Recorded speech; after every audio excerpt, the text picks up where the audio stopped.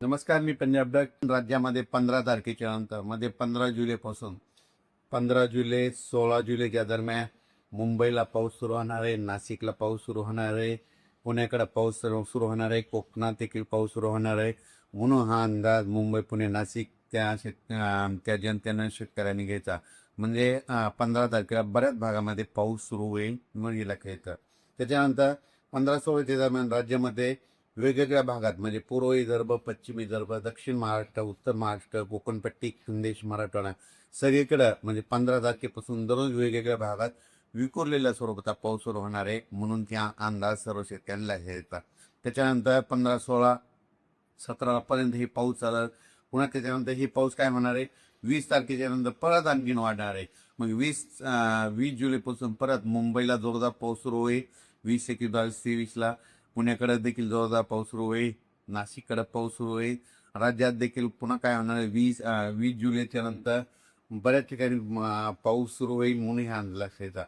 पण विदर्भात, पूर्व विदर्भ आणि पश्चिम विदर्भ, तर त्या शेतकऱ्यांनी खास करून हा अंदाज लक्षात येतात.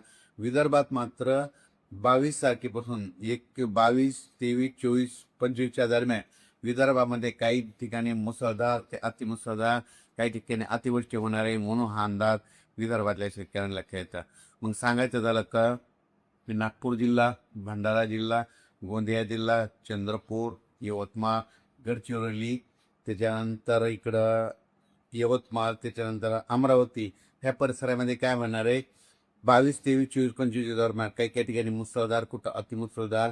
वर्धा जिल्ह्यात देखील मुसळधार पाऊस पडेल म्हणून वर्ध्याकरांनी अंदाज लक्षात. भंडारा जिल्हा, नागपूर जिल्ह्यात देखील मुसळधार, अतिमुसळधार पाऊस पडणार आहे म्हणून हा अंदाज लक्षात येतात. त्याच्यानंतर इकडं रामटेक त्या भागात तालुक्यातल्या शेतकऱ्यांनी अंदाज लक्षात येतात. विदर्भात समजा 21 तारखेच्या 22 तारखेपासून पाऊस सुरू झाला. त्यानंतर एक लो प्रेशर आहे, ते चक्रीवादळ आहे, तर ते काय म्हणणार आहे, मग ते असं विदर्भातून जात असताना मग ते अमरावतीकडे जाईल, अमरावतीला पाऊस पडेल. त्याच्यानंतर अकोल्याला पाऊस पडेल, बुलढाण्याकडे जाईल, हिंगोली, त्याच्यानंतर इकडं परभणी जिल्हा, नांदेड जिल्हा त्या भागात देखील पाऊस पडेल. त्याच्यामुळं तुम्हाला सांगू इच्छितो, ते जात असताना काय होणार आहे, महाराष्ट्रात मात्र इकडं रिमझिम पाऊस पडणार आहे म्हणून हा अंदाज लक्षात येतात. तिकडे मुसळधार पाऊस पडत आणि इकडल्या भागामध्ये मराठवाडा झालं, या भागामध्ये काय रिमझिम पाऊस येईल म्हणून हे अंदाज सर्व शेतकऱ्यांना लक्षात यायचा. लातूर जिल्हा, बीड जिल्हा, धाराशिव जिल्हा, सोलापूर जिल्हा, बीड जिल्ह्याचा काही भाग, त्याच्यानंतर अहिल्यानगरचा काही भाग, त्या भागामध्ये काय होईल. तसं तर 15 तारखेला बऱ्याच भागामध्ये पाऊस दिसल, 15-16च्या दरम्यान येईल. पण 20 तारखेला मात्र 20, 21ला मात्र तिकडं देखील बऱ्याच भागामध्ये पाऊस आलेला दिसेल म्हणून हा अंदाज लक्षात यायचा. पण त्याच्यानंतर हे जे 22-23ला जे नागपूर, पूर्व विदर्भातील मुसळधार, अतिमुसळधार पाऊस पडत, तर त्यावेळेस मात्र मराठवाड्यामध्ये काय होणार आहे, रिमझिम पाऊस राहणार आहे म्हणून हा अंदाज मराठवाड्यातल्या शेतकऱ्यांनी लक्षात घ्यायचा. त्याच्यानंतर खास करून नंदुरबार जिल्ह्यातले शेतकऱ्याचे फोन आले.